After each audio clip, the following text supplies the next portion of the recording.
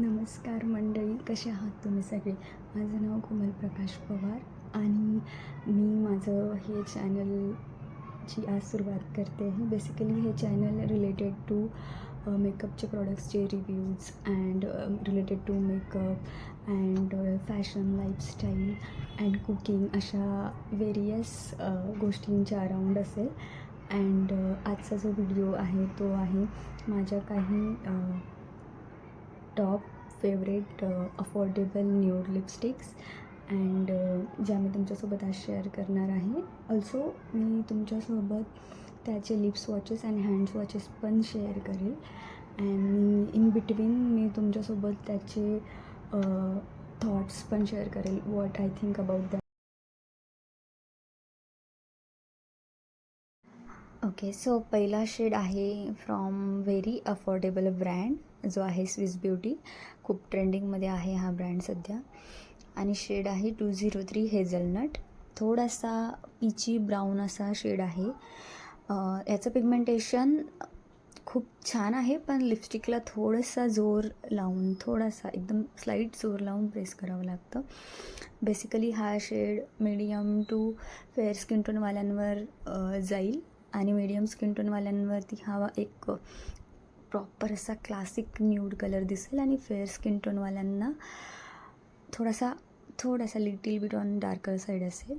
आणि ही लिपस्टिक तुम्ही as a blush म्हणून पण यूज करू शकतात. खूप सटल असं छान असा रंग आहे जो तुम्ही रेग्युलर यूज करू शकतात. Next is very famous lipstick आणि ती आहे फ्रॉम मेबेलिन क्रीमी रेंज आणि the shade is also very famous आणि त्याचं नाव आहे 657 nude नोआन्स.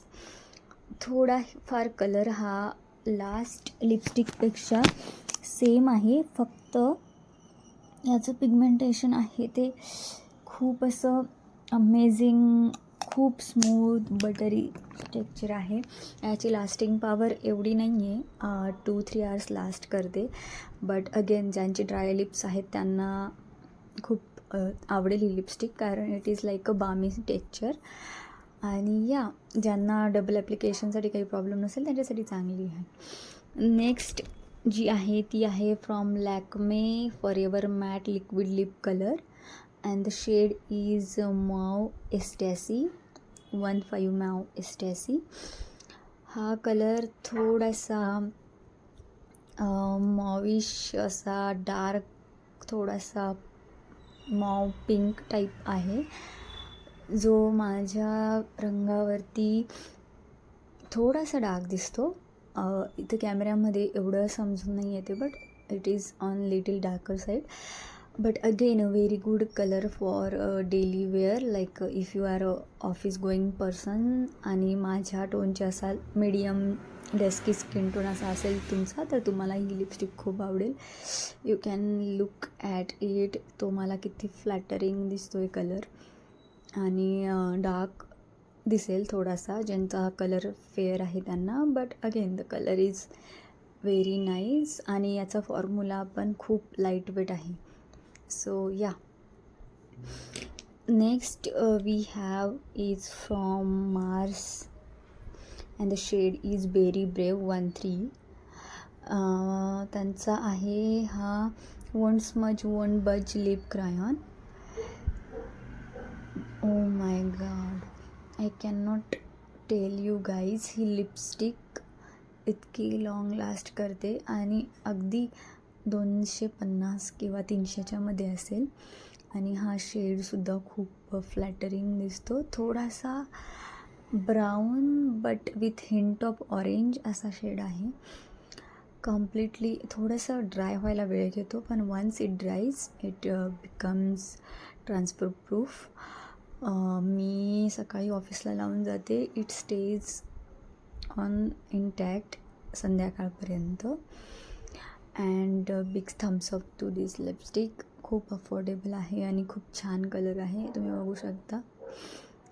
Next I have is from brand Insight cosmetic again. हे त्यांचं ब्लशर आहे in the shade dusty rose. 103. I think मी हे 100 रुपीजच्या आसपास घेतलं होतं किंवा जास्तीत जास्त 110. and the shade is like mauve shade, like a nude pink kind of shade. Again, it is very pigmented. It is lip and cheek color, I guess, so you can apply it on lips and on cheeks as well. तुम्ही बघू शकता गालावरती तो इतका छान दिसतोय रंग, खूपच असं एकदम जसं काही मी काय सांगू, म्हणजे I can not express it. खूपच सुंदर दिसतो कलर. आणि मी हा सेम कलर माझ्या आयलिड्सवरती लावला होता नंतर टू शो यू की तुम्ही एका प्रॉडक्टने पूर्ण मेकअप करू शकता. सेम प्रॉडक्ट तुम्ही ऑन तुमच्या आयलिड्सवरती, चिक्सवरती आणि लिप्सवरती अप्लाय करू शकता. बघू शकता तुम्ही किती छान दिसतं आहे. अँड मी लिटरली चेहऱ्याला काहीच नाही लावलं आहे. माझा बेअर फेस आहे, त्याच्यावरती मी हे ब्लश लावलं directly. And you can see it is looking absolutely stunning.